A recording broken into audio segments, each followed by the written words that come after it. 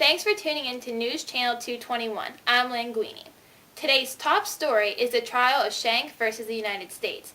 Here's some background information regarding the case. In 1917, the federal government passed the Espionage Act, which prohibited insubordination, disloyalty, and refusal of duty in the military or naval forces, or willfully obstructing the recruiting or enlistment service of the United States. Charles Shank, General Secretary of the Socialist Party, is on trial for violating the Espionage Act. We now go to Liz Anya, who is reporting from outside the Supreme Court House. Liz? Thanks, Lynn. I'm at the Supreme Court House here with Charles Shank, waiting for his trial to be finally come to an end. So, tell me, Charles, what exactly is happening? Well, I believe this war is ridiculous and that young men shouldn't have to sign up for a war they don't believe in. Well, what exactly are you doing to get the word out? I sent out 15,000 leaflets to men that advocated in opposition to the war. These leaflets contain statements that encourage men to assert their rights. All right? All right. Now, what are you hoping to gain from this petition of the draft?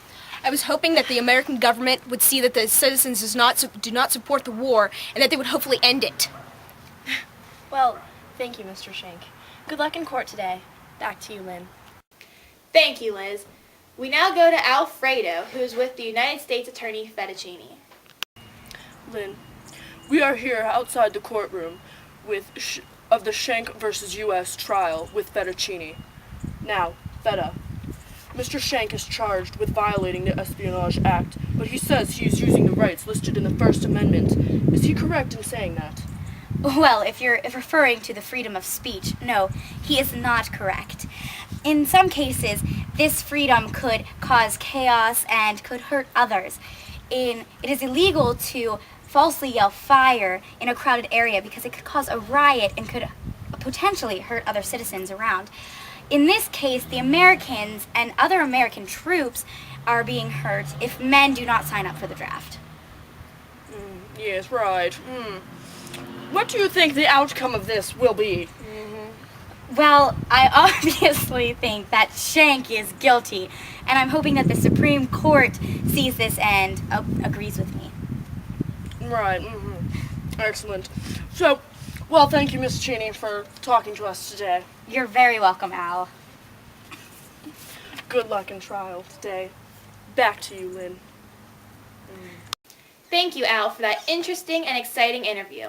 Well, that's all the time we have today.